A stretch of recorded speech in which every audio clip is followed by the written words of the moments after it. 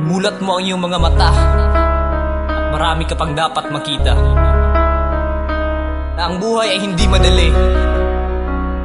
Kailangan mo magsikap upang makamit ang iyong mga minimithi. Bakit kaya ang buhay ay sadya talagang ganito? Di mo mapigilan ng pag-agos sa pag-ikot ng ating mundo. Maraming mga katanungan at pangyayari na sa isip ko gumugulo. Kung ano ang tama at mali, kulis mga ito talaga ang totoo. Kaya ito ngayon ako'y nalilito sa lahat na maaaring mangyari sa aking buhay na hindi ko natitiyak. Dahil alam kong di lahat ng bagay dito sa mundo ay akin ng pagmamayhawak. Kaya sa mga bawat kabanata na sa aking buhay na pagbagsak ay di ko maiwasan na mga luha ko ay pumata. Nang minsan ng pagkakataon at mga pangarap ay akin ang nawasak. Dahil sa paggawa ng maling hakbang at desisyon na siya pang lalong nagpahirap sa naging kalagayan at sitwasyon. Bakit di pa nakakaraos sa kahirapan kahit anong pilit na pagbangon? Dahil kay rami kong gustong gawin at aliwas sa aking kinagisnan. Ngunit ang realidad ay sadyang kahirap na takasan. Ang hirap tanggapin at isipin na ito'y katotohanan. Ako'y mahirap lamang at salat sa kung anumang yaman. Mananatiling buo ang aking katatagan. Anumang klaseng unos ay aking lalampasan. Di ko gagawin dahil ang aking pagkalubog. Laging may Diyos na gagabay na marating ang tuktok. Mananatiling buo ang aking katatagan. Anumang klaseng unos ay aking lalampasan.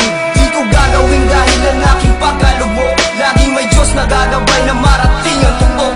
Bakit kahit anong pilit sa aking sarili na pagbabago, bakit di nila napupuna at mali pa rin nakikita sa mga mata ng tao? Pero di ako nawawala ng pag-asa na sana ang pintuan ay di pa magsarado. Na sana din wala ang sitwasyon at buhay ay magkumplikado. Kahit alam ko aking tadhana ay dito na nakakandado sa isang malamig na kadena katotohanan na sa akin nakagapos. Na para bang isang kandila kong hinahawakan na malapit ng maupos. Hanggang dito na lang ba aking pangarap matatapos? Na di ko na masabayan ang tagumpay hanggang sa huli nitong pag-agos. Kahit ilang beses man nila akong tapakan at durugin, pero ito pa rin ako'y kakapit sa Diyos na parating nananalangin. Sana balang araw ay mag-iba ang ihip ng hangin. Na ang hangin na dumarampi sa aking balat ay siyang dahilan kung bakit mga mata ko'y aking naimulat. Na ang pagbabago sa akin ay hindi pa huli. Ang mananatiling buo ang aking katatagan. Anumang klaseng unos ay aking lalampasan.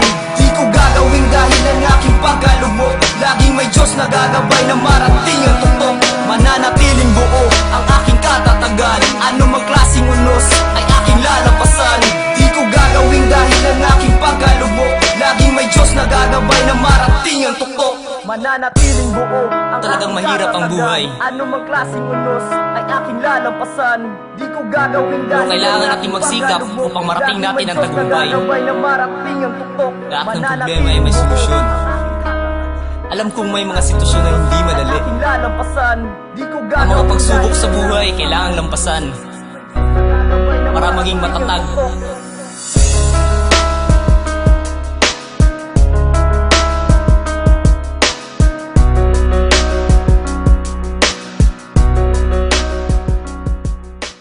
Hello, 301-7000, this is Jollibee Delivery. How may I help you?